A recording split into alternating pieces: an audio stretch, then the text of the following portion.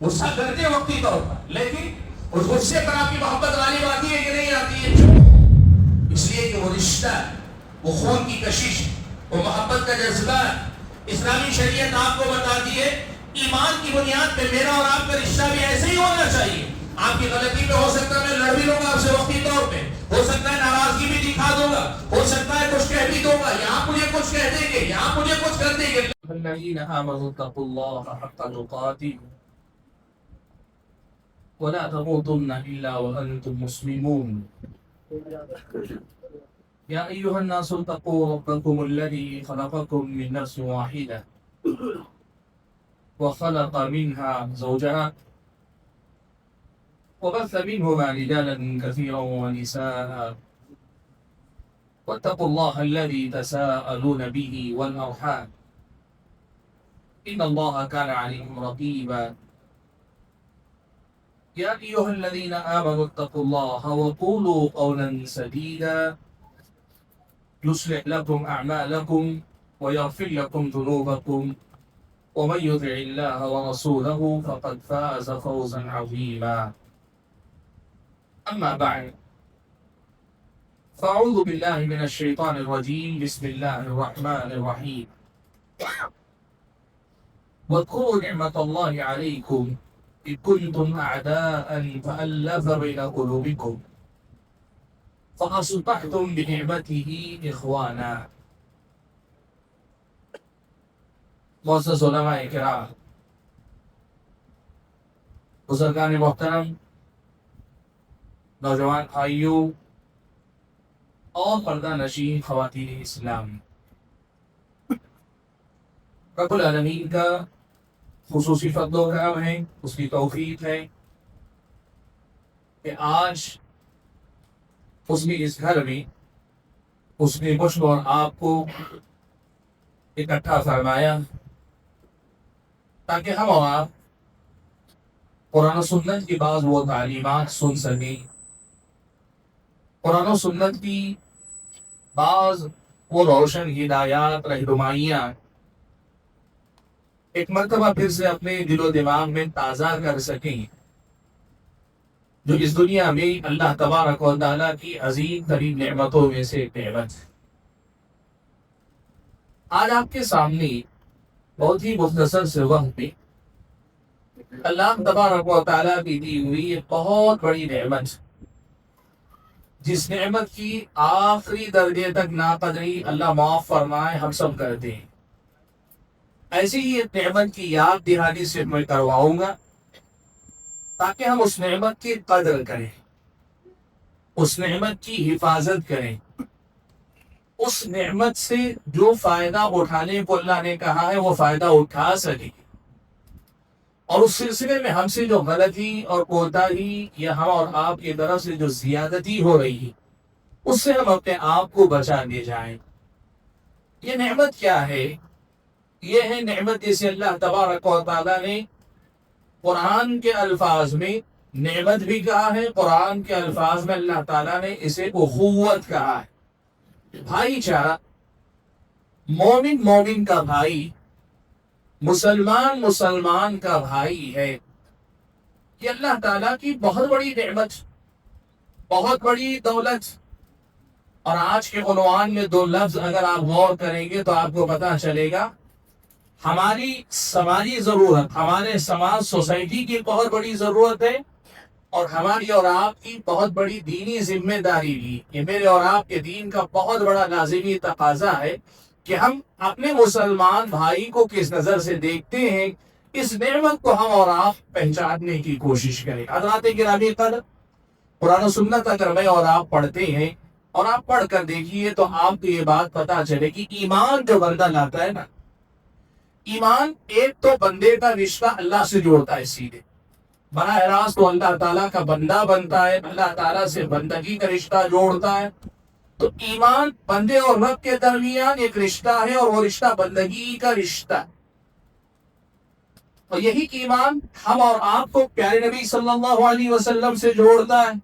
ہمارا اور آپ کا پیارے نبی صلی اللہ علیہ وسلم سے رشتہ اطاعت اور فرما برداری اور اتباع کا رشتہ، نبی اور امتی کا رشتہ ہے۔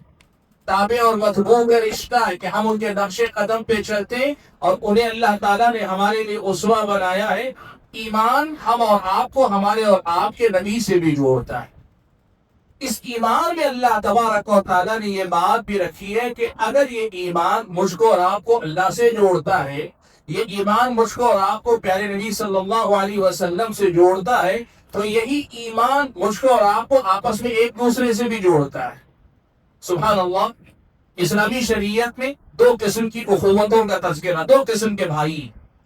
ایک وہ بھائی ہے جسے خونی رشتے کا بھائی کہتے ہیں، نسب سے ہمارا اور آپ کا رشتہ جوڑتا ہے، ایک ماں اور ایک باپ سے پیدا ہونے والے، یا ایک باپ دو ماؤں سے پیدا ہونے والے، یا ایک ماں الگ الگ دو نکاح میں یکے بات نہیں کرے دو الگ الگ باپ سے پیدا ہونے والے، ان کا آپس میں خونی رشتہ ہوتا ہے۔ یہ بھائی بہن بنتے خونی رشتے کی وجہ سے، یا تو دو طرفہ یا ایک طرفہ، ایسا خونی رشتہ جو انہیں آپس میں بنا جوڑ دیتا ہے۔ اس کے کچھ تقاضے ہیں، ان تقاضوں میں سے وراثت، ایک دوسرے کے وارث ہوں گے، ایک دوسرے کے معاملات میں ذمہ دار ہوں گے، یہ الگ ہے۔ لیکن اسلامی شریعت مجھ کو اور آپ کو یہ بتاتی ہے، ہم جب ایمان لاتے ہیں، ہم جب اسلام قبول کرتے ہیں، ہم جب اللہ کے بندے بنتے ہیں، فوراً یہ ہم اور آپ پورے کے پورے ایک دوسرے کے بھائی بنا دیے جاتے ہیں۔ ایک دوسرے سے ہمارا رشتہ اخوت کا رشتہ بن جاتا ہے، ہم ایک دوسرے کے بھائی بنا دیے گئے ہیں۔ سبحان اللہ۔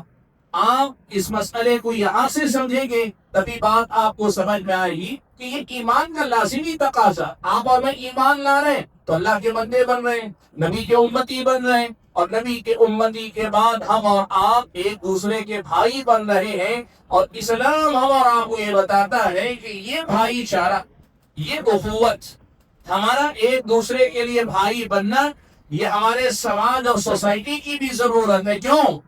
اس دنیا کے اندر لوگوں کے پاس اللہ تبارک و تعالیٰ نے ایسی بہت ساری چیزیں رکھی ہیں جو ان کے درمیان تفریق پیدا کر سکتی ہے۔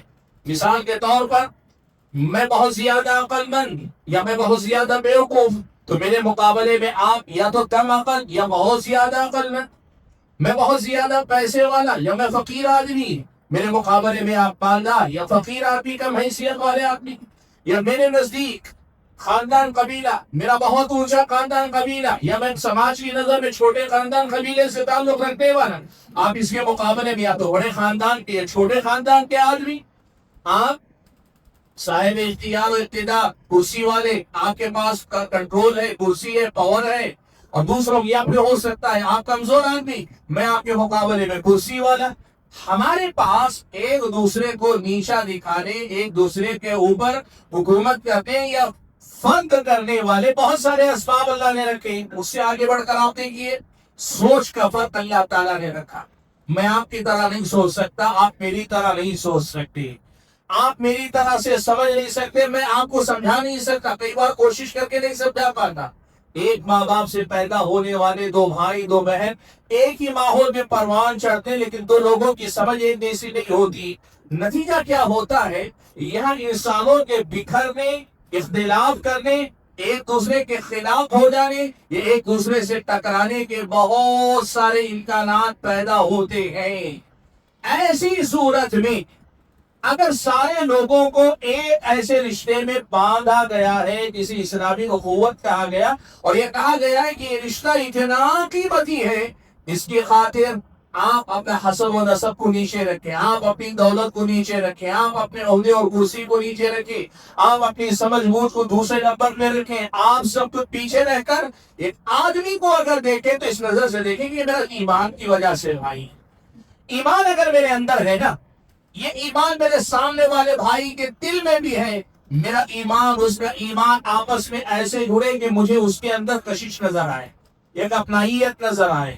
آپ میں سے بہت سارے احباب ہو سکتا ہے باہر کے ممالک میں کام کرنے کے لیے گئے ہوں گے، نوکری کے لیے، حج عمرے کے لیے آپ گئے ہوں گے۔ جب آپ اپنے آپ کو اجنبی ملک میں پاتے ہیں، اجنبی زبان ہے، اجنبی کلچر ہے، نئے نئے لوگ ہیں، وہاں آپ کو محسوس ہوتا ہے میرے اپنے خاندان تو دور کی بات، میری بولی بولنے والے، میرے انداز میں گفتگو کرنے والے، میرے انداز میں رہنے والے کوئی نہیں۔ جیسے ہی آپ کو اپنے علاقے کا کوئی آدمی مل جاتا ہے، کوئی رشتہ نہیں، بس اتنا ہے کہ آپ کے علاقے کا آدمی اختیار، آپ کو کشش محسوس کرتے ہیں، اپنائیت محسوس کرتے ہیں۔ وہ جو احساس ہے اخوت کا، وہ جو اپنائیت کا احساس ہے، یہ احساس ایک مسلمان کو دیکھے تو میرے اور آپ کے اندر پیدا ہونا چاہیے۔ میں آپ کو دیکھوں تو مجھے بے اختیار کشش محسوس ہو، آپ مجھے دیکھیں تو آپ کو میرے اندر کشش محسوس ہو، ہم ایک دوسرے سے ملے تو ایک دوسرے کے لیے اپنے اندر محبت کا جذبہ محسوس کریں، ملے تو ملنا اچھا لگے، اور مل کر جب جدا ہونا چاہے تو جدا ہونا اچھا نہ لگے، ایک دوسرے کو چھوڑ کر جانے میں تکلیف محسوس کرے۔ وہ اپنائیت، وہ محبت، وہ خلوص، وہ ایک دوسرے کے لیے اپنے دل کے اندر اخلاص بھرے جذبات، یہ ہے اسلامی اخوت کی بہت بڑی دولت جو اللہ تعالیٰ نے مجھ کو اور آپ کو عطا فرمائی ہے۔ حضرات گرامی قدر، معاف کیجیے گا، آج کے ہمارے اپنے زمانے میں ہم اور آپ جس دور میں جیتے نا، اس دور میں ہم نے اس اسلامی اخوت کو جیسے کہنے کو کہتے ہیں مسلمان مسلمان کا بھائی ہے، لیکن ہم کب اپنے مسلمان بھائی کو بھائی کی نظر سے دیکھتے ہیں؟ میں بہت صاف لفظوں میں آپ کو بتا دیتا ہوں، اسلامی شریعت نے ہم اور آپ کو یہ بات صاف طور پہ سکھائی ہے کہ دیکھو، اللہ تعالیٰ نے اختلاف کے بعد تمہیں جوڑ کر بھائی بھائی بنایا، اور ایسے جوڑا ہے کہ اس میں جسم دور بھی رہتے ہیں، اللہ نے دلوں کو جوڑ کر رکھا ہے۔ قرآن مجید میں اللہ تعالیٰ نے ارشاد فرمایا، کہا وَأَلَّفَ بَيْنَ قُلُوبِهِمْ لو انفقت ما في الارض جميعا ما الفت بين قلوبهم ولكن الله الف بينهم۔ اللہ تعالیٰ نے ان کے دلوں کو آپس میں جوڑ دیا۔ پھر اللہ کے نبی سے کہا، اگر آپ زمین کے سارے خزانے بھی خرچ کر لیتے، ان سب لوگوں کے دلوں کو آپس میں جوڑ نہیں سکتے، لیکن یہ اللہ تعالیٰ کا احسان ہے کہ اللہ تعالیٰ نے ان کے دلوں کو جوڑ دیا ہے۔ حضرات، اس نعمت کو پہچانیے، بہت بڑی نعمت، بہت بڑی دولت اللہ تعالیٰ نے خود بخود عطا کر دی۔ آج آپ کو میں مثال دیتا ہوں، دنیا کے اندر آپ کتنے گروپ دیکھتے ہیں، مختلف اسباب کی وجہ سے گروپ بندیاں ہوتی ہیں، پولیٹیکل پارٹیاں ہوتی ہیں، یا پھر سوسائٹی میں مختلف کاز کے لیے کھڑے ہونے والی جماعتیں، گروہ ہوتے ہیں، ایک نظریہ، ایک تھاٹ، ایک خیال کے لوگ اکٹھا ہوتے ہیں، لیکن زیادہ دن تک ایک ساتھ نہیں رہ پاتے، بکھر جاتے ہیں۔ وجہ کیا ہے؟ انسان کو انسان کے ساتھ جوڑے رکھنا بہت مشکل کا۔ انسان اپنے آپ کو آزاد سمجھتا ہے، اور میں پوری طرح سے اپنی مرضی سے جینا چاہتا ہوں، آپ اپنی مرضی سے جینا چاہتے ہیں، یہاں دونوں کو اپنی مرضی سے جینے کی آزادی کے ساتھ دونوں کو ایک دوسرے سے باندھے رکھنا بڑا مشکل کام ہے، یہ تقریباً ناممکن کام ہے، لیکن اللہ تعالیٰ نے اس ناممکن کو ممکن کر دکھایا اسی اسلامی اخوت کے ذریعے۔ اب آپ یہ بات سمجھیے، جس سماج میں اسلامی اخوت کا جذبہ زیادہ مضبوط ہوتا ہے، مسلمان مسلمان کو بھائی کی نظر سے دیکھتا ہے، مسلمان مسلمان کے ساتھ بھائی کی طرح معاملہ کرتا ہے، مسلمان مسلمان کے ساتھ بھائی کی طرح رہنا پسند کرتا ہے، وہاں جھگڑے کم ہوتے ہیں، دشمنیاں کم ہوتی ہے، نفرتیں کم ہوتی ہیں، ناراضگیاں کم ہوتی ہیں۔ آج جس سماج میں ہم جی رہے ہیں نا، یہ زمانے جاہلیت کے اثرات کے تحت چلنے والا سماج۔ یا مان لیجئے کہ آپ سے کبھی غلطی ہو گئی، اگر اسلامی اخوت کا جذبہ میرے اندر ہوگا نا، رات گئی بات گئی میں بھول جاؤں گا، چلو کیا تھا لیکن مجھے کوئی فرق نہیں پڑتا، میرا اپنا بھائی۔ معاف کیجیے گا، یہ ہمارے دور میں نہیں ہوتا۔ ہم کیا کرتے ہیں؟ وراثت میں نفرتیں بانٹ کے جاتے ہیں، منتقل کر کے جاتے ہیں۔ مان لیں میرے والد کو کسی نے آپ میں سے برا بھلا کہہ دیا، آپ کے والد ہیں، آپ کے میرے درمیان کوئی جھگڑا نہیں، آپ کی میری کوئی لڑائی نہیں، لیکن میرے والد کو آپ کے والد نے کچھ برا بھلا کہہ دیا تھا، تو میرے والد مجھے نصیحت کر کے جاتے، اور نہ بھی کرے تو میں یاد رکھتا ہوں اس کے باپ نے میرے باپ کو یہ کہا تھا، وہ ان کے دشمن ہوئے تو میں بھی ان کا دشمن ہوں۔ اسلامی شریعت کہتی ہے جاہلیت ہے، یہ جہالت ہے، اور جاہلیت کے زمانے کے ثابتی۔ اسلام آپ کو یہ بتاتا ہے کہ ہر آدمی کو غربت سے اوپر، ان کی اپنی مجبوریوں سے اوپر اٹھ کر، ان کی اپنی قابلیتوں یا کمزوریوں سے اوپر اٹھ کر مسلمان کو ایک بھائی کی نظر سے دیکھے، یہ اسلامی شریعت کا بڑا اہم حکم ہے۔ اسی لیے اللہ تبارک و تعالیٰ نے خاص طور پہ یہ بات اللہ کے نبی کے زبانی کہلوائی کا، کونوا عباد اللہ اخوانا، اللہ کے بندوں تو اللہ کے بندے آپس میں بھائی بھائی بن کر رہو، یہ اللہ کے نبی صلی اللہ علیہ وسلم نے خصوصی طور پہ ارشاد فرمایا۔ حضرات، میں ذرا اس موضوع کے ایک دوسرے پہلو کی طرف آپ کو لے کر چلنا چاہتا ہوں۔ جو مسلمان اسلامی اخوت کے تقاضوں کو پورا کرنے کے لیے تیار نہیں، دوسرے مسلمان کو ایک بھائی کی نظر سے دیکھنے کے لیے تیار نہیں، ایسا مسلمان اس دنیا کے اندر بھی ناکام انسانوں میں ہوگا، اللہ کی بہت ساری نعمتوں سے محروم ہوگا، اور دین کے باب میں بھی دین کے بہت بڑے باب پر عمل کرنے سے بھی محروم کر دیا جائے گا۔ اسلامی شریعت کے بہت سارے احکام ہیں جو اس اسلامی اخوت کے نتیجے میں آتے ہیں۔ کیا آتے ہیں؟ مثال کے طور پر میں آپ کو بتاتا ہوں، پیارے نبی صلی اللہ علیہ وسلم نے ایک مرتبہ حدیث سنائی کہ ایک آدمی نکلا، اپنے گھر سے نکلا، اپنی بستی سے نکل کر بازو والے قریے کی طرف جا رہا تھا، راستے میں اللہ تبارک و تعالیٰ نے ایک فرشتے کو بھیجا، فرشتہ آیا تو ایک عام انسان کی شکل میں آیا، آنے کے بعد اس سے پوچھا کہاں کے رہنے والے؟ فلاں قریے کا۔ کہاں جانے والے ہو؟ فلاں قریے جا رہا ہوں۔ کیوں جا رہے ہو؟ فلاں ایک صاحب ہے، اپنے بھائی سے ملنے جا رہا ہوں۔ خونی رشتہ نہیں، خاندانی رشتہ نہیں، ایمانی رشتے کی بات اللہ کے نبی کہہ رہے ہیں، میں اپنے بھائی سے ملنے کے لیے جا رہا ہوں۔ فرشتے نے پوچھا یہ جو تم یہاں سے چل کر اس بھائی سے ملنے کے لیے جا رہے ہو، کیا اس کی وجہ یہ ہے کہ کبھی اس نے تم پر احسان کیا تھا، اس احسان کا بدلہ چکانے کے لیے جا رہے ہو؟ کہا نہیں، کوئی احسان وحسان کی بات نہیں، بس ایک مسلمان بھائی ہے، دین اور محبت کے نام پر میں پھر جا کے اس سے مل کے آنا چاہتا ہوں۔ اللہ کے نبی فرماتے ہیں کہ اس فرشتے نے اللہ کے حکم سے اس آدمی سے کہا طِبْتَ وَطَابَ مَمْشَاكَ وَتَبَوَّأْتَ مِنَ الْجَنَّةِ مَنزِلًا، تو بہت اچھا ہے، بڑا پاکیزہ انسان۔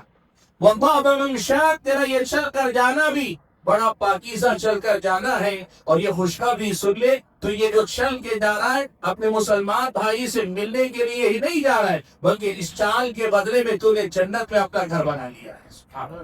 آپ سوچئے، کوئی غرض نہیں ہے اس کی، صرف ایک مسلمان بھائی سے ملاقات کرنے کے لیے جا رہا ہوں۔ آپ ملاقات کرنے کے لیے جا رہے ہیں، جنت میں آپ کا گھر بنایا جا رہا ہے۔ سوچ کر دیکھیے دین کا کتنا بڑا باب ہے، نیکی کا کتنا بڑا میدان ہے کہ آپ اپنے بھائی کو، مسلمان بھائی کو صرف بھائی کی حیثیت سے دیکھیں، اس سے ملنے کی بات کریں۔ اللہ کے نبی نے دوسری حدیث میں کہا تبسمک فی وجہ اخیک لک صدقہ، اگر تم اپنے مسلمان بھائی سے ملتے ہو، آمنا سامنا ہوتا ہے، اور ہوتا ہے، ہم سب ملتے ہیں، بازار میں ملتے ہیں، سڑکوں میں ملتے ہیں، بستی میں چلتے پھرتے ملتے ہیں، اور الحمدللہ کم سے کم مسجدوں میں تو 5 وقت نمازوں میں آتے جاتے ملتے ہیں۔ جب ملے، ملاقات تو زندگی کا لازمی تقاضا، اگر آپ مسکرا کر مل لیتے، ایک مسکراہٹ کا تبادلہ کر لیتے، اللہ کے نبی نے کہا اس مسکراہٹ پر بھی اللہ تعالیٰ ثواب دے گا۔ کیوں؟ اس لیے کہ یہ اسلامی اخوت کی بنیادوں کو مضبوط کرنے والی، جس سے مسکرا کے آپ مل لیتے نا، اس کے دل سے 1000 شکایتوں کا خاتمہ ہو جاتا ہے۔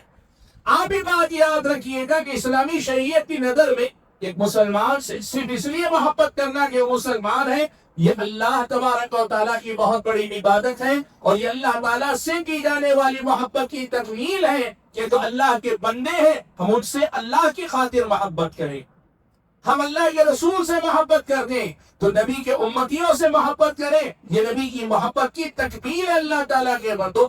ہم اگر مسلمان کی حیثیت سے محبت نہیں کر سکے، ہماری نبی سے محبت بھی ناقص، اللہ تعالیٰ سے محبت بھی ناقص، اللہ کی بندگی بھی ناقص، نبی علیہ السلام کی اتباع بھی ناقص۔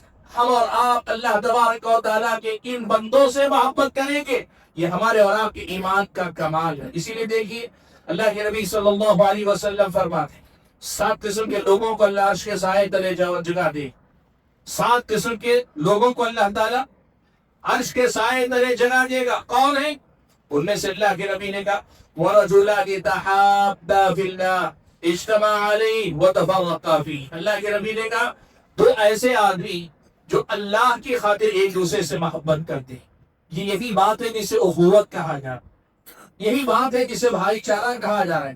اسلامی بھائی چارہ، اسلامی رشتہ، اسلامی تعلق، اسلامی شریعت بتاتی ہے کہ یہ اصل میں اللہ تعالیٰ کے پاس وہ جو عرش کے سائے تلے جگہ پانے والے خوش نصیب ہیں، ان میں اپنے آپ کو شامل کرنے کا ایک دروازہ یہ بھی ہے کہ آپ سے صرف اس لیے محبت ہے کہ آپ اللہ کے بندے، سبحان اللہ، یعنی آپ اس لیے محبت کرتے ہیں کہ بھائی یہ وہ بندہ ہے جو اللہ تعالیٰ کا حق ادا کرنے کی کوشش کر رہا ہے، یہ وہ بندہ ہے جو نبی علیہ السلام کا امتی بن کر اس کے تقاضوں کو پورا کرنے کی کوشش کر رہا ہے، یہ وہ بندہ ہے جس کے ذریعے ہم اور آپ اپنے ایمان کو مکمل کر رہے ہیں. اللہ تعالیٰ کی نظر میں اس کا بڑا اونچا درجہ ہے. اس مسئلے کو ہم اور آپ کو سمجھنے کی ضرورت ہے. حضرات گرامی قدر، میں اس مسئلے کو اور تھوڑا آگے لے چلتا ہوں. آپ دیکھیے، اسلامی شریعت کچھ اور آپ کو یہ بتاتی ہے مسلمانوں کا آپس میں بھائی چارہ ان کی اصل قوت ہے، اصل طاقت. آپ کو معلوم ہے اللہ تبارک و تعالیٰ نے یہودیوں کا تذکرہ کیا. اللہ کے نبی صلی اللہ علیہ وسلم سورہ حشر اگر آپ پڑھیں گے، سورہ حشر میں اللہ تعالیٰ نے یہودیوں کے قبائل کا تذکرہ کیا ہے، اور اس میں اللہ تعالیٰ نے ایک حقیقت یہ بیان کی ہے کہ یہ جو یہودی ہیں بظاہر آپ سے لڑنے کے معاملے میں آپس میں ان کو آپ ایک جماعت کی طرح دیکھ رہے نہیں. تحسبهم جميعا وقلوبهم شتى.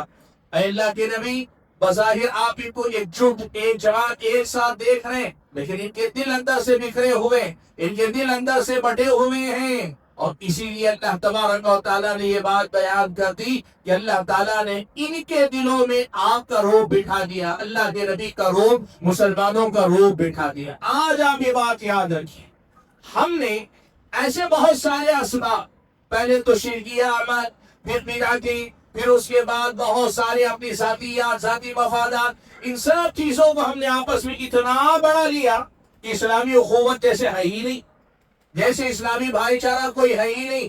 لوگ بدعتوں کو لے آئے، شرک کو لے آئے، ذاتی مفادات کو لے آئے. آج آدمی ہر چیز کے لیے جینے کے لیے تیار ہے، مسلمان کے ساتھ مسلمان کی حیثیت سے اللہ کی خاطر جینے کے لیے تیار نہیں. اللہ کے بندو، یہ مسئلہ یاد رکھو. ہاں، اگر مسئلہ شرک کا ہے، اسلامی شریعت کے نظر میں شرک اور بدعات کا مسئلہ ایسا ہے آپ اسے برداشت نہیں کریں، لیکن آپ اپنے بھائی کی اصلاح کرتے ہوئے لیکن اس کو اپنے ساتھ لے کر چلنے کی کوشش کریں گے، اس کی غلطیوں پہ تنبیہ کرتے ہوئے، ٹوکتے ہوئے. یہ اس کی خیر خواہی کا لازمی تقاضا ہے. میں یہ بات آپ کو بتا رہا تھا کہ ہماری طاقت، ہماری قوت، ہماری اجتماعیت، ہماری وحدت، ہماری سبوں کا اتحاد، یہ سارا کا سارا اگر چھپا ہوا ہے صحیح معنوں میں توحید اور اتباع سنت کی بنیاد پر آپس میں ایک دوسرے کے ساتھ بھائی چارہ قائم کرنا، ایک دوسرے کے بھائی بننے کی کوشش کرنا، ایک دوسرے کو ساتھ لے کر چلنا. سبحان اللہ. دیکھیے، ایک اور پہلو آپ کو بتا دو، یہاں سے بھی آپ کو سمجھ میں آئے گی بات انشاءاللہ. ہم سب جانتے ہیں انسان ہونے کے ناطے، مان لیجیے کہ میرا آپ سے دوستانہ ہے، محبت ہے، اپنائیت ہے، ایمان کے رشتے کی وجہ سے، لیکن کبھی میں نے آپ کو کوئی تکلیف دے دی، کوئی نقصان پہنچا دیا، یا کوئی ایسا معاملہ ہوا جس کی وجہ سے آپ کے دل میں ناراضگی آ گئی. ظاہر سی بات ہے جب غصہ آتا ہے، جب نفرت ہوتی ہے، جب غصہ آدمی کے اندر بڑھتا ہے، وہ ایمانی رشتے پر غالب آ جاتا ہے. کئی بار ایسا ہوتا ہے. سبحان اللہ. اسلامی شریعت کی حکمت کو آپ دیکھیں. اللہ کے نبی صلی اللہ علیہ وسلم نے یہ بات کہی، اگر کبھی ناراضگی ہو جاتی ہے نا، اللہ نے چھوٹ دی ہے کہ ہاں ٹھیک ہے، چلو تمہارا غصہ ہے، تمہارا بھی دل ہے، تمہاری بھی غیرت ہے، تمہاری بھی اپنی پرسنالٹی ہے نا، چلو جاؤ، 2 دن تک تمہیں مہلت ہے، 2-3 دن تک اپنے غصے میں جی لو، لیکن 2 یا 3 دن کے بعد تمہیں پھر سے واپس اسلامی اخوت پہ آنا پڑے گا. انسان ہے، میں نے آپ کو کچھ کہہ دیا، آپ نے مجھے کچھ کہہ دیا، تکلیف ہو گئی، تو کیا کہیں کہ ہمیشہ آپ اسلامی قوت کے جذبے کہتے ہیں؟ نہیں. بس اوقات انسان، ہر آدمی ایسے ایمان والا نہیں ہوتا. یہ اپنے ایمانی رشتے کو گئے، یہ سب سے اوپر ہے. تم تکلیف بھی دو گے، تمہیں اپنا بھائی ہی سمجھو گا. اتنا ایمان سب کے پاس نہیں ہوتا نا. تو اللہ نے کہا ٹھیک ہے، جاؤ، مہلت دی جا رہی، 1 دن 2 دن 3 دن سے زیادہ کسی مسلمان کے لیے جائز نہیں اپنے مسلمان بھائی سے رخ پھیر کر منہ پھیر کر زندگی گزارے. نہیں. آپ کے لیے ایمانی رشتہ اتنی بڑی دولت ہے کہ آپ کے اپنے غصے، آپ کے جائز جذبے، آپ کے اندر کی غیرت کو اللہ تعالیٰ نے مہلت دی. کہا 1 دن 2 دن، لیکن تیسرے دن کے بعد تمہیں واپس اپنے مسلمان بھائی کو بحیثیت مسلمان بھائی تمہیں اپنانا پڑے گا. اس کے بغیر تم آگے نہیں بڑھ سکتے. سبحان اللہ. بھائیوں، آپ یہ مسئلہ اچھے سے سمجھو. اللہ کے نبی نے کیا فرمایا معلوم ہے؟ اللہ کے نبی نے پایا بندوں کے اعمال اللہ تعالیٰ کے پاس پیش کیے جاتے، بندوں کے اعمال نامے اللہ تعالیٰ کے سامنے پیش کیے جاتے. پیر اور جمعرات تو پیش ہوتے ہیں. روزانہ کی اگر بات کریں تو فرشتے صبح فجر کی نماز میں اور عصر کی نماز میں آتے اور واپس اللہ تعالیٰ کے پاس لوٹ کر جاتے. بندوں کے اعمال اللہ کے سامنے پیش کیے جاتے ہیں. نبی علیہ الصلوۃ والسلام نے فرمایا جب اللہ تبارک و تعالیٰ بندوں کے اعمال نامے دیکھے گا، اللہ فیصلے فرمائے گا، یہ معاف کر دو، یہ معاف کر دو، اس نیکی کے بدلے میں یہ اجر دے دو، یا یہ توفیق لکھ دو، یا یہ کہ اس کی رزق میں اضافہ کر دو، یہ خیر اسے عطا کر دو، فیصلے اللہ تعالیٰ فرمائے گا۔ لیکن جب دو ایسے لوگوں کا معاملہ آئے جو دونوں کے دونوں مسلمان ہیں لیکن ایک دوسرے سے بات چیت نہیں کرتے، ایک دوسرے سے تعلق نہیں، دشمنی ہے، ناراضگی ہے، اللہ تعالیٰ کے سامنے اعمال نامہ آئے گا تو اللہ تعالیٰ فرشتوں سے کہے گا دعوہما حتی یصطلحا، چھوڑ دو، جب تک یہ دونوں آپس میں صلح نہیں کر لیتے تب تک بھی ہم ان کے اعمال نامے پہ نظر نہیں ڈالتے۔ آپ کی لڑائی انسان ہونے کے ناطے، آپ کی ناراضگی انسان ہونے کے ناطے، آپ کے جذبات انسان ہونے کے ناطے، آپ کی اپنی غیرت انسان ہونے کے ناطے، آپ کی شان، آپ کی پہچان، آپ کے دعوے، لانے کا ٹھیک ہے رکھو، یہ جھوٹی شان صحیح، یہ انسان ہونے کے ناطے رکھو، ایک دن رکھو، 2 دن، 3 دن سے زیادہ کی اجازت اسلام تمہیں نہیں دیتا۔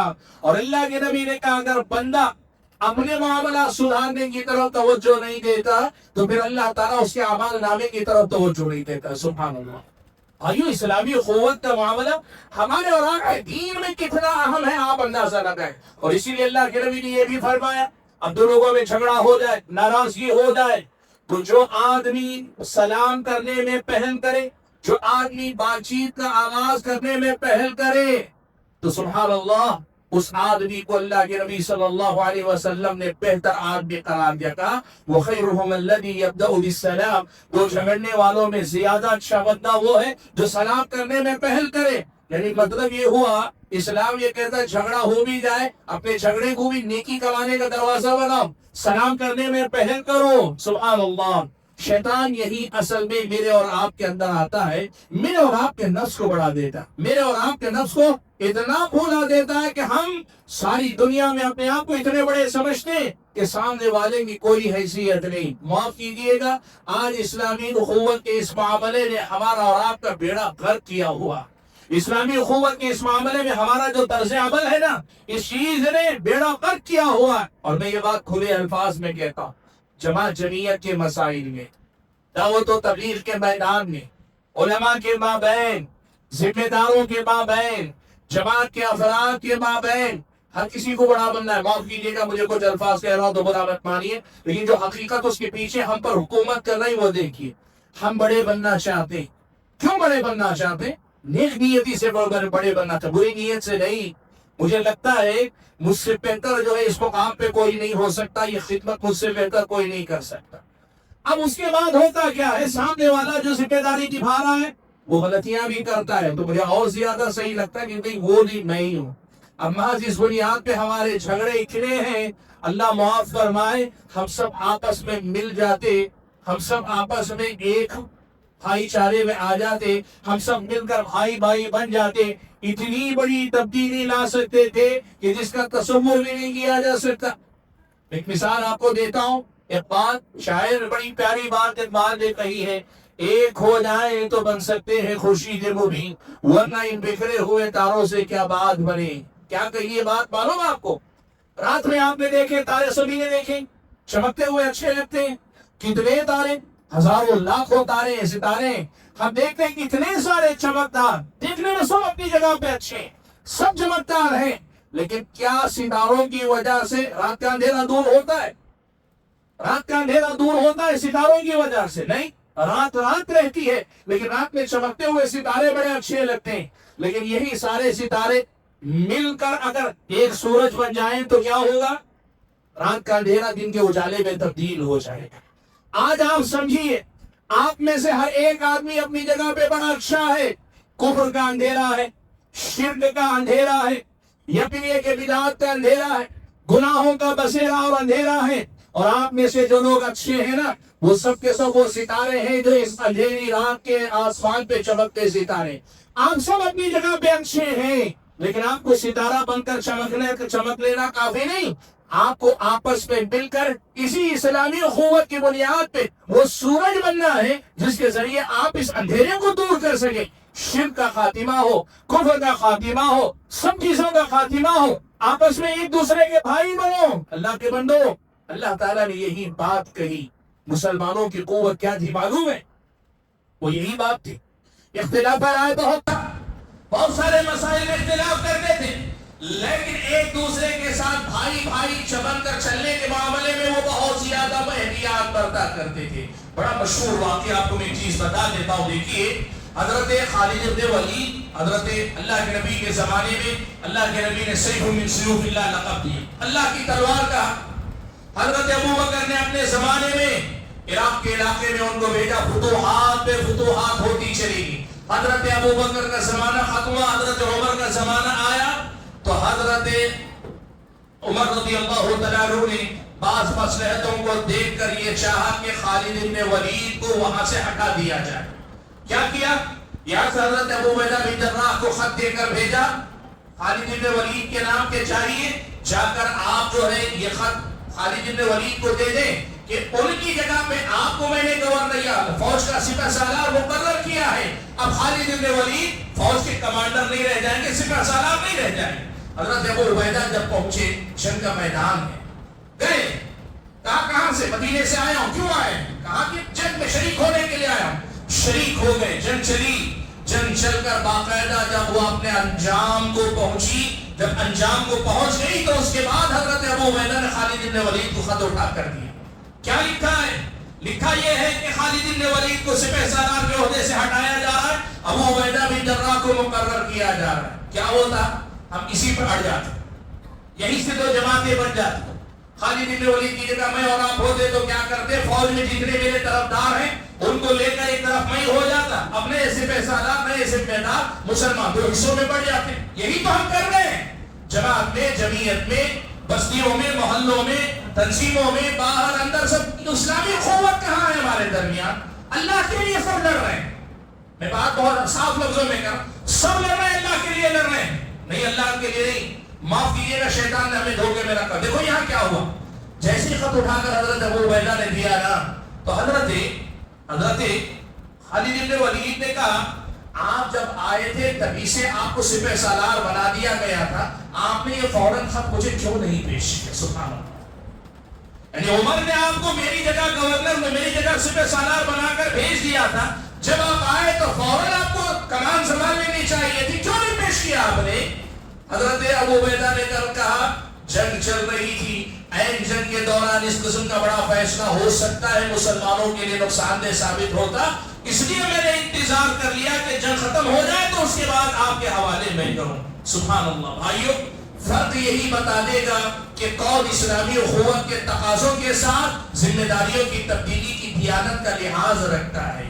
میں جو بات آپ کے سامنے کہنا چاہ رہا ہوں بھائیو، آج اسلامی اخوت اور بھائی چارے میں یہ بات کہ ہم آپس میں ایک دوسرے کو اپنا بھائی سمجھیں، ایمان کی بنیاد پر، توحید کی بنیاد پر، اتباع سنت کی بنیاد پر، دینداری کی بنیاد پر، گناہوں سے بچنے بچانے کی بنیاد پر ہمیں ایک دوسرے کا ساتھی بننے کی ضرورت ہے۔ میں اس مسئلے کو ایک دوسرے انداز سے پھر اور آپ کے سامنے رکھتا ہوں۔ قرآن مجید کی ایک آیت ہے، اللہ تبارک و تعالیٰ نے فرمایا وَالْمُؤْمِنُونَ وَالْمُؤْمِنَاتُ بَعْضُهُمْ أَوْلِيَاءُ بَعْضٍ، مومن مرد اور مومن عورتیں آپس میں ایک دوسرے کے ولی ہیں۔ لفظ ولی کا عربی زبان میں کئی معنی ہوتے ہیں، اس کے معنی دوست کے بھی ہوتے ہیں، اس کے معنی رشتہ دار اور قریبی کے بھی ہوتے ہیں، اس کے معنی سرپرست کے بھی ہوتے ہیں، غلام کے مالک کے بھی ہوتے ہیں۔ لفظ ولی کے کئی معنی ہوتے ہیں۔ اب یہاں جو معنی ہے وہ یہ والمؤمنون والمؤمنات بعضهم اولیاء بعض، مومن مرد مومن عورتیں آپس میں ایک دوسرے کے دوست ہیں۔ کیسے دوست ہیں معلوم ہے؟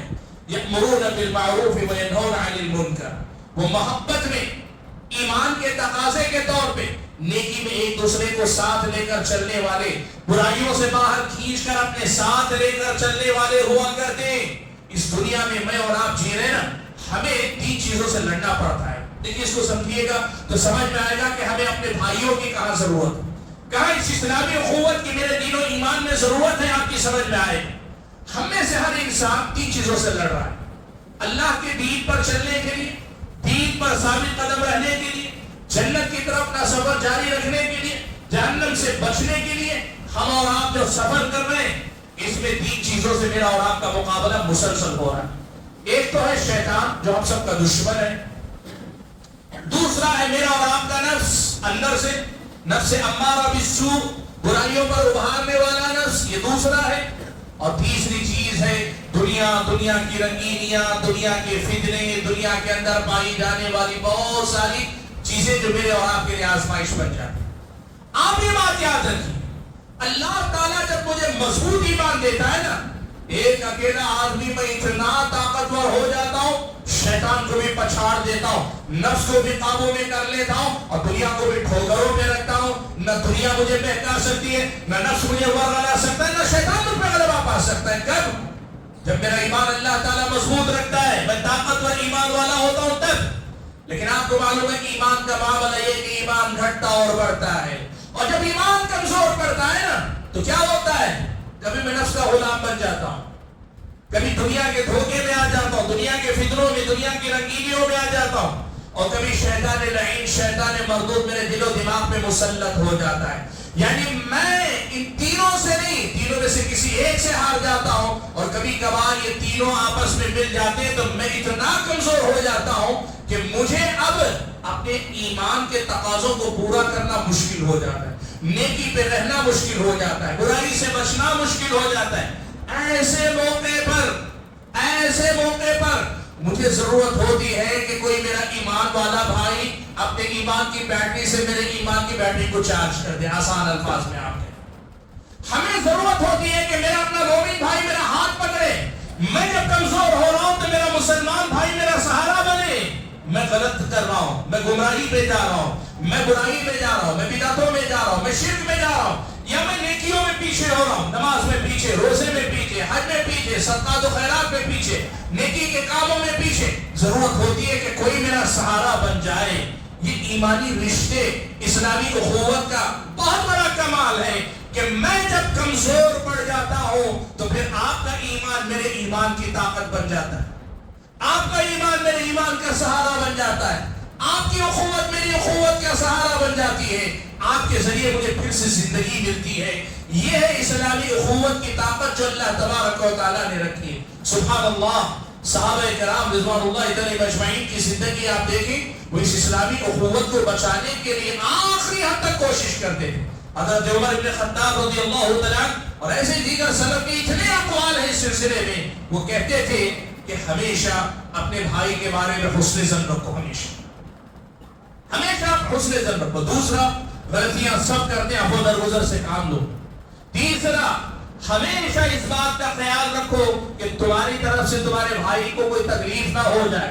اور چوتھی بات یہ ہے کہ اگر تکلیف پہنچ بھی گئی تو جس کو تکلیف پہنچی ہے وہ کوشش کرے کہ معاف کر کے، درگزر کر کے، دل کو صاف کر کے آگے بڑھتا چلا جائے. اس لیے کہ اس کے بغیر آپ اور میں اندر سے کھوکھلے اور کمزور ہیں. اس کے بغیر میرا اور آپ کا ایمان کمزور ہے، ایمان ادھورا ہو جاتا ہے. اسلامی اخوت جسے کہا جاتا ہے، یہ ایمانی رشتہ بہت بڑی دولت ہے اللہ تعالیٰ کی، بہت بڑا سہارا. آپ معلوم ہے اللہ کے نبی صلی اللہ علیہ وسلم کے زمانے میں ایک بڑا واقعہ، بڑا اہم واقعہ یہ پیش آیا. اللہ کے نبی نے ایک مرتبہ بیٹھے ہوئے اللہ کے نبی نے کہا ابھی تمہارے پاس ایک جنتی آئے گا. حضرت عبداللہ بن عمرو بن عاص کہتے ہیں کہ میں مجلس میں موجود تھا. ہم نے دیکھا کہ ایک انصاری نوجوان، اور سبحان اللہ کمال یہ ہے گمنام قسم کا، یعنی کوئی مشہور صحابی نہیں، ابو بکر عمر اور عثمان نہیں، ایک انصاری صحابی، حدیث میں بھی نام نہیں آیا اس صحابی. ایک انصاری نوجوان آیا اور نوجوان نے آ کر مسجد میں اس کی جو نماز پڑھنی تھی پڑھی، اور نماز پڑھنے کے بعد آ کر اللہ کے نبی کو سلام کیا اور چلا گیا. دوسرے دن یا دوسری مرتبہ، یا تو دوسرا ہی دن تھا یا چند دن کے بعد دوسرا پھر موقع ہوا، اللہ کے نبی نے کہا ابھی تمہارے پاس ایک ایمان ایک جنتی آئے گا. صحابہ کہتے ہم نے دیکھا دوبارہ وہی نوجوان، وہی اپنے حساب سے آیا، جو عبادت کرنی تھی کیا، اللہ کے نبی سے ملاقات کی، لوٹ گیا. تیسری بار بھی یہی ہوا، اللہ کے نبی نے کہا ابھی تمہارے پاس جنتی آئے گا. ہم نے دیکھا پھر وہی نوجوان آیا ہے. حضرت عبداللہ بن عمرو بن عاص کہتے ہیں میں یہ دیکھنے لگا کہ آخر اس کے اندر ایسی کون سی نیکی، ایسا کون سا عمل ہے 3 مرتبہ جنتی کے آنے کی خوشخبری دے اور یہ آدمی ہی نکل کر آئے. ہے کہ نہیں خوش قسمت آدمی؟ آپ اور ہم بتائیں کہ ہم نہیں بننا چاہیں گے؟ ہم بننا چاہیں گے کہ نہیں بننا چاہیں گے؟ وہ صحابی جس کے لیے اللہ کے نبی صلی اللہ علیہ وسلم نے خوشخبری دی، یا ان کے نقش قدم پہ ہم چلنا چاہیں گے نہیں چلنا چاہیں گے؟ ظاہر سی بات ہے ہم سب جنت چاہتے ہیں نا. اللہ کے نبی نے 3 مرتبہ جنتی ہونے کی بشارت دی. حضرت عبداللہ بن عمرو بن عاص کہتے ہیں میں پیچھے لگ گیا، ساتھ میں چلا گیا، دیکھنا چاہتا تھا آخر ان کی خوبی کیا، کمال کیا ہے، جس کی وجہ سے اللہ کے نبی نے ان کو اس قدر زیادہ تاکید کے ساتھ جنتی ہونے کی بات کہی۔ کہتے ہیں 3 دن تک رکا رہا، ان کے صبح و شام کے معمولات، گھر کے اندر ان کے اعمال سب دیکھتا رہا، کوئی غیر معمولی عمل مجھے دکھائی نہیں دیا۔ یعنی جیسے کوئی عمل آدمی خاص کرتا ہو، کوئی خاص نیکی کرتا ہو جو لوگوں کو نظر نہیں آتی، کہتے 3 دن رک کر بھی نارمل زندگی جو فرائض ہے، واجبات ہیں، جن کی پابندی وہی ہے، کوئی ایسا غیر معمولی عمل نہیں ہے جس کو دیکھ کر لگے کہ اس کی وجہ سے اللہ کے نبی نے جنتی ہونے کی بات کہی ہوگی۔ کہتے ہیں 3 دن کے بعد جب میں رخصت ہونے لگا تو میں نے کہا دیکھو مجھے تمہارے گھر آ کے رکنے کی ضرورت نہیں تھی، اللہ کے نبی نے خوشخبری دی، 3 بار تم ہی سامنے آئے، میں دیکھنے کے لیے آیا تھا تمہاری زندگی میں ایسا کیا عمل ہے، کیا نیکی ہے کہ جس کے بدلے میں اللہ کے نبی نے ایسی خوشخبری سنائی۔ 3 دن رکا ہوں، مجھے تو کوئی عمل نظر نہیں آیا، کیا اس کے علاوہ بھی کوئی ایسا عمل ہے جو میں نہیں دیکھ پایا ہوں؟ اس انصاری نے پہلے تو یہ کہا میری زندگی کھلی کتاب، جو تم نے دیکھا وہی میری زندگی میں ہے، یہی اعمال ہے، چھپ چھپا کر کوئی عمل بھی میں نے نہیں کیا، یہی میری زندگی، روٹین یہی ہے میرا۔ لیکن پھر اس انسانی نوجوان کو یاد آیا تو اس نے کہا ہاں میری اپنی ایک عادت ہے، اور وہ عادت یہ ہے روزانہ شام میں جب سوتا ہوں تو اپنے دل کو، اپنے سینے کو صاف اور پاکیزہ کر کے سوتا ہوں، میرے سینے میں، میرے دل میں کسی کے لیے بغض و عداوت اور نفرت کا جذبہ نہیں ہوتا ہے۔ سبحان اللہ۔ حضرت عبداللہ ابن عمرو ابن عاص نے کہا اللہ کے بندے یہی وہ تیری خوبی ہے جو ہم اپنے اندر نہیں پیدا کر پاتے ہیں، کئی بار اللہ کے نبی نے اسی کی وجہ سے تمہیں یہ خوشخبری سنائی۔ کیا مطلب ہوا؟ بھائیو اس حدیث کا مطلب یہ ہے کہ آپ اپنے بھائی کو 1000 بار معاف کرنے کا سلیقہ سیکھیں۔ مسلمان ہے، وہ اللہ کا بندہ ہے، اور وہ اللہ کا بندہ ہونا، مثال آپ کو دیتا ہوں، آپ کا اپنا بچہ 100 بار غلطی کرے آپ معاف کرتے ہیں کہ نہیں کرتے؟ غصہ کرتے وقتی طور پر، لیکن اس غصے پر آپ کی محبت غالب آتی ہے کہ نہیں آتی ہے؟ کیوں؟ اس لیے کہ وہ رشتہ ہے، وہ خون کی کشش، وہ محبت کا جذبہ ہے۔ اسلامی شریعت آپ کو بتا دیے ایمان کی بنیاد پہ میرا اور آپ کا رشتہ بھی ایسے ہی ہونا چاہیے۔ آپ کی غلطی پہ ہو سکتا ہے میں لڑ بھی لوں گا آپ سے وقتی طور پہ، ہو سکتا ہے ناراضگی بھی دکھا دوں گا، ہو سکتا ہے کچھ کہہ بھی دوں گا، یا آپ مجھے کچھ کہہ دیں گے، یا آپ مجھے کچھ کر دیں گے، لیکن یہ وقتی ہونا چاہیے۔ جیسے اولاد کے اندر ان کی غلطیوں کے باوجود محبت غالب آتی ہے، ویسے ایمان والے رشتے کے اندر ایمانی محبت غالب آنی چاہیے۔ یہ اسلامی اخوت اور یہ اسلامی اخوت کا تقاضا۔ جس دن ہم اور آپ ایسے بن جائیں گے، آپ یقین کیجئے رب العالمین کی توفیق سے ہماری اس دنیا کے اندر سب سے بڑی طاقت یہ ہماری اخوت بن جائے گی، اور اس اخوت اور بھائی چارے کی برکت سے اللہ تبارک و تعالیٰ دین و ایمان کے اعلیٰ مقامات پر مجھ کو اور آپ کو فائز فرمائے گا۔ حضرات گرامی پر بات کو میں زیادہ لمبی نہیں کرنا چاہتا، قرآن کی اس آیت پہ آ کے بات ختم کر رہا ہوں جہاں سے میں نے گفتگو کا آغاز کیا تھا۔ اللہ نے فرمایا وَاذْكُرُوا نِعْمَةَ اللَّهِ عَلَيْكُمْ، اللہ کے بندو یاد کرو اللہ کی نعمت کو۔ نعمت اللہ علیکم کب اذ کنتم اعداء، ایک منظر ہوتا کہ تم ایک دوسرے کے دشمن تھے۔